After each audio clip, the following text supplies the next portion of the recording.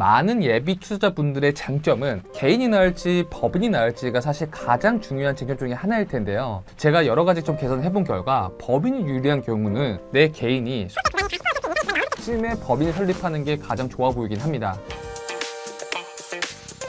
안녕하세요. 유연옥수 부동산TV의 서천입니다. 오늘은 좀 법인 관련된 이야기를 좀 나눠보려고 하는데요. 최근에 건물을 알아보고 계시는 분들이거나 아니면 개인으로 건물을 매입을 했다가 법인을 좀 전환을 해야 되나 라는 분들이 이 영상을 보신다면 반드시 도움될 거라고 확언할 수 있습니다. 보통 저희가 최근에 건물이 거래되는 사례들을 조금 더 들여다보면 10건 중 과반수 이상은 법인으로 취득하는 경우가 상당수 많습니다. 그리고 법인으로 취득할 때 대출을 무리하게 받는 경우들도 간혹 가다가 발견되기도 하죠.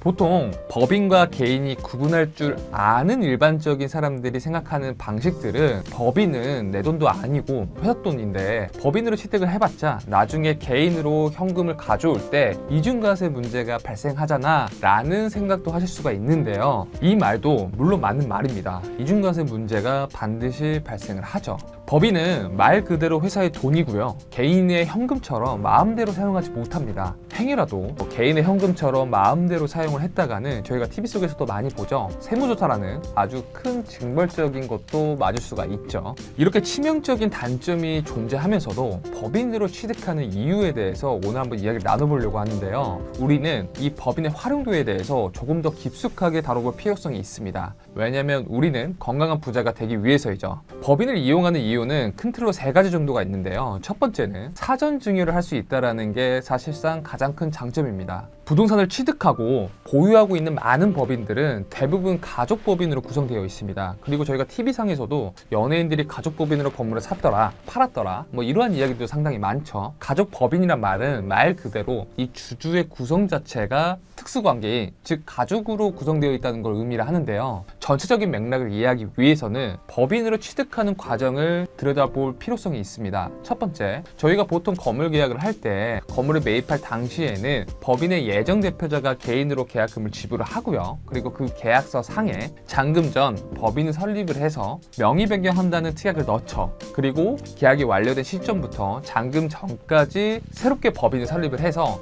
잔금 전 한 차례 명의 변경을 진행합니다. 그리고 법인으로 명의 변경된 계약서를 토대로 은행 쪽에서 대출 감정을 받고요. 마지막으로 잔금 시 우리가 원하는 레버리지를 이용해서 법인으로 부동산을 취득을 하게 되죠. 이때 신규 법인을 설립을 해서 부동산을 취득하는 경우가 가장 많은 케이스인데요. 법인을 설립하게 될 당시에 미리 주주 구성에 자녀들로 구성을 해서 설립을 진행을 합니다. 대개 자본금 1,000만 원 정도로 하는 경우가 대부분이고요. 많게는 자본금 1억으로도 설립을 합니다. 예를 들면 배우자, 그리고 대표자 본인, 그 다음에 자녀 1명, 그 다음에 또 다른 자녀 1명, 총 4명의 법인을 설립한다고 했을 때 배우자는 6억까지 증여세가 안 물기 때문에 법인의 자본금은 6억 이내에서 증여를 하면 되고요. 이 자녀 1명하고 자녀 2명은 만약에 미성년자라면 2천만 원까지는 증여가 가능하기 때문에 여기에 맞춰서 주주 구성을 하면 됩니다. 그렇게 법인이 설립을 하였다면 취득하려는 부동산의 대출을 제외한 나머지 현금액은 대표자 본인이 가족법인에게 가수금, 즉 자금을 빌려줘서 매입하는 게 전형적인 일반적인 과정 중에 하나입니다. 자본금 1억으로 배우자, 대표자, 자녀 1명, 자녀 2명을 가족법인을 설립을 해서 100억 건물을 매입을 했다고 가정을 해볼게요. 그 다음에 3년이라는 시간이 지나면서 이 건물을 130억에 매각을 했습니다. 그리고 100억의 건물을 매입을 할 때 대표자가 법인에 빌려주었던 즉 가수금을 회수를 하고요. 그러면 이 법인에서 남는 금액은 세전 30억이라는 차익이 법인 유보금으로 남게 됩니다. 그러면 기존 자본금 1억의 주식의 가치에서 30억이라는 유보금을 보유하고 있는 회사로 가치 상승이 되는 거죠. 그리고 똑똑한 스마트한 부자들은 이러한 방식들을 사이클을 계속적으로 반복을 합니다. 그렇게 되면 지분의 가치는 계속적으로 상승을 하게 되고요. 점진적으로 확장을 해서 더 큰 유보금이 많이 쌓이게 되죠. 이러한 메커니즘으로 부의 확장은 계속되고요. 자녀들의 증여 작업은 자연스럽게 완료가 되는 형상이 볼 수가 있습니다. 물론 가수금에서 발생하는 이자 납부액이 어느 정도인지에 따라서 추가적으로 발생할 수 있는 사사로운 부분들이 있지만 큰 틀로 이 정도만 이해만 하셔도 됩니다. 어떻게 보면 부담부 중요하고 비슷한 방식이라고 볼 수가 있는데요. 그렇기에 실제 법인으로 취득한 부동산을 잘 들여다보면 대출을 많이 발생시키는 경우들이 상당수 많습니다. 이러한 사실들을 잘 모르는 사람들이 보기에는 저 건물 월세도 안 나오는데 왜 사는 거야? 잘못 샀네 라고 생각을 하지만 당장의 마이너스 이자가 발생을 하더라도 보유하는 법인들을 보면 가족법인인 경우가 대다수인 경우들이 상당수 많습니다. 굳이 이렇게까지 하는 이유는 뭘까요? 우리나라는 OECD 국가 중에서 상속세가 50%로 2위입니다. 1등은 바로 이웃나라인 일본이 55%로 1등이죠. 거기에 저희가 생각하는 증여세, 그 다음에 양도세 이런 것들을 다 비교해 본다면 다른 나라들에 비해서 높은 세율 구간이라는 것은 바로 알 수가 있을 겁니다. 정말 큰 부자가 아니라면 부의 세습이 어려운 게 지금 현실입니다. 스마트한 부자가 되기 위해서는, 그리고 건강한 부자가 되기 위해서는 우리는 미리 준비를 해야 될 필요성이 있습니다. 위 이유뿐만 아니라 법인의 장점들 사실 정말로 많은데요. 제가 아주 세세하게 이야기를 하면 너무나도 영상이 길어질 것 같아서 간략하게 얘기를 해보자면 배당의 분산으로 소득세가 또 분산이 되고요. 그 다음에 2월 결손금 공제라는 게 가장 큰 게 있죠. 그 다음에 비용 처리 범위는 개인보다는 법인이 훨씬 더 큽니다. 그리고 월급도 우리가 조정할 수도 있고요. 이렇게 법인을 설립을 해야 될 이유들은 상당수 많습니다. 실제 제 주변에 있는 아주 가까운 고객의 케이스를 예를 들어보도록 하겠습니다. A 고객은 부동산 자산이 1,300억이 넘고요. 실제로 강남의 건물을 3채를 보유하고 있고 이 가치는 현재 시장가 기준으로 1,500억이 육박할 걸로 예상이 됩니다. 이 중 400억 상당의 건물과 500억 상당의 건물을 2채는 본인 개인 명의로 보유를 하고 있고요. 한 채는 회사를 운영하고 있는 법인에서 보유를 하고 있죠. 반면에 이 B 고객은 건물의 매입 당시부터 대표자, 배우자, 그리고 자녀로 주주 구성을 미리 해서 건물을 매입을 했고요. 그 다음에 건물 3채까지 건물을 늘려나갔습니다. 그중 한 채는 한 차례 매각을 통해서 30억 정도의 세전 차익을 얻었고요. 매년 배당을 통해서 자금 출처를 확보를 하였고 배당과 적절한 급여를 통해 얻은 수익으로 자녀의 또 다른 꼬마 빌딩까지도 매입을 했습니다. 현재 이 법인이 보유하고 있는 2개의 건물의 가치는 700억 정도의 수준이며 이 가족이 법인이 보유하고 있는 모든 부동산의 지분은 배우자 그리고 자녀로 섞여 있게 되죠. 위 케이스는 실제로 저랑 정말 가까운 고객분의 이야기며 제가 법인 설립부터 매입 그리고 매각까지 전체를 함께한 내용인데요. 우리가 보기에는 A의 고객 자산이 눈에 띄게 훨씬 더 높기 때문에 당연히 좋다고 생각을 하겠지만 증여까지 멀리 생각하신다고 하시면 이야기는 조금은 달라집니다. A 고객은 어떠한 사전 증여에 따른 작업이 아직 안 돼 있다 보니까 개인 명의의 건물을 증여를 하거나 상속 혹은 양도를 통해 얻은 차익으로 자녀들한테 또 다른 현금증을 해야 된다는 치명적인 단점이 있고요. 반면에 B 고객은 사전부터 자녀분들의 지분을 넣은 가족법인을 설립을 해서 첫 부동산 투자부터 매각, 그 다음에 또 다른 부동산의 점진적 확장으로 인해서 애당초 설립한 지분의 가치보다는 몇백 배가 높아졌고요. 향후 증여를 하더라도 내 법인이, 즉 대표자가 갖고 있는 이 지분만을 증여하면 되기 때문에 안전하게 재산이 자녀한테 세습을 하게 되죠. 우리가 이러한 케이스에서 주되게 봐야 될 부분은 먼 훗날 우리가 기약하고 미리 준비를 해야 된다는 거고요. 법인에 대해서 잘 알고 있어야지만 처음부터 잘 준비할 수가 있습니다. 남들이 증여세 걱정, 양도세 걱정, 상속 걱정을 할 때 보다 다른 곳에 집중을 해서 더 나은 결과를 또 기대해 볼 수가 있죠.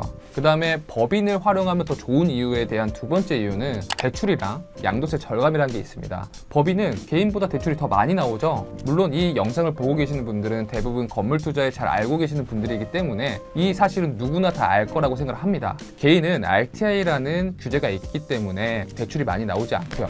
법인은 RTI 규제에 배제되기 때문에 개인보다 대출을 더 많이 활용할 수가 있죠. 그리고 신규 법인이더라도 대표자의 신용만 괜찮다면 취득하려는 부동산의 담보가액의 70%, 많게는 80%까지도 대출이 가능합니다. 이는 개인보다는 더 큰 레버리지를 이용할 수 있다는 장점이 있고요. 법인은 그리고 개인과는 달리 법인세를 납부를 합니다. 2억 이하는 9%, 그 다음에 2억 이상부터 200억 이하는 19%의 단위세율인 법인세만 납부를 하게 되죠. 반면에 개인은 법인보다 훨씬 더 높은 양도소득세를 납부를 하게 됩니다. 많은 예비 투자자분들의 장점은 개인이 나을지 법인이 나을지가 사실 가장 중요한 쟁점 중에 하나일 텐데요. 제가 여러 가지 좀 개선을 해본 결과 법인이 유리한 경우는 내 개인이 소득세 구간이 40% 이상의 구간이 넘었을 때쯤에 법인을 설립하는 게 가장 좋아 보이긴 합니다. 실제로 저도 개인 사업자였다가 구간 자체가 높아져서 법인으로 전환한 케이스이긴 한데요. 개인은 근로소득과 근로소득 이외의 소득이 있다면 종합소득세를 납부를 하게 되죠. 그리고 부자들은 일찍이 깨닫고 있는 사실이지만 종소세 과세 표준은 계속적으로 상승을 하고 있습니다. 과거 여러 가지 데이터를 보더라도 최고 구간이 계속적으로 생성이 되고 있죠. 앞으로는 45% 이상의 또 다른 최고 구간이 또 생겨날 걸로 예상을 하고 있습니다. 1년에 10억을 벌었다면 이 중 절반 이상은 물론 거물료까지 포함을 해야겠죠. 세금을 납부하게 된다는 뜻이 되고요. 그렇기 때문에 굳이 부동산을 취득하지 않더라도 개인 소득이 증가함에 따라서 법인으로 전환하는 경우가 대다수입니다.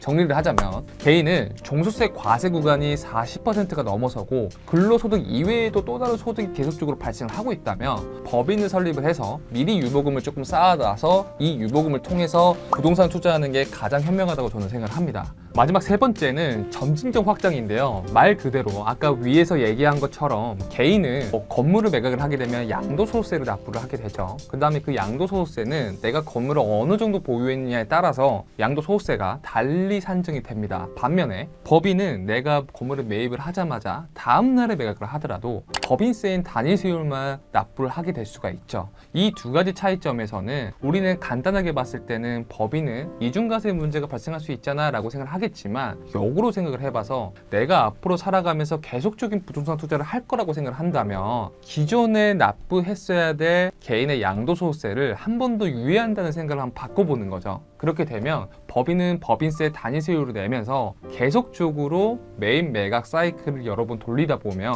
개인으로 건물을 매입하고 매각하는 것보다 조금 더 빠른 속도로 점진적인 확장이 가능합니다. 오늘은 법인을 활용해야 되는 이유에 대해서 세 가지 좀 다뤄봤는데요. 첫 번째는 가족법인을 통해서 증여할 수 있는 부분에 대해서 한번 이야기를 나눠봤고요. 그 다음에 두 번째는 대출의 활용, 그 다음에 양도세에 대한 절감, 그 다음에 마지막은 점진적 확장에 대해서 간략하게 한번 이야기 나눠봤습니다. 저는 저 개인적으로 우리가 부동산 부자가 되기 위한 이 괄목 중에 하나는 반드시 법인을 설립을 해야 된다고 생각을 하는데요. 이 영상을 보고 계시는 많은 예비 건물주분들과 아니면 실제로 건물을 가지고 계시는 분들도 이러한 말을 하는 거에 대해서 굉장히 공감을 하셨으면 좋겠습니다. 앞으로도 여러분들이 빌딩 투자함에 있어서 도움될 만한 내용들을 계속적으로 정리를 해서 업로드할 수 있도록 하겠습니다. 그리고 법인 관련해서 그 다음에 법인 설립 관련해서 좀 더 궁금하신 점이 있다고 하면 댓글을 남겨주시거나 아니면 따로 메일을 주시거나 아니면 DM을 주시면 제가 거기에 대해서 답변을 드릴 수 있도록 하겠습니다. 우리 모두 빌딩의 오너가 되는 그날까지 위너스 부동산 TV가 함께 하도록 하겠습니다. 감사합니다.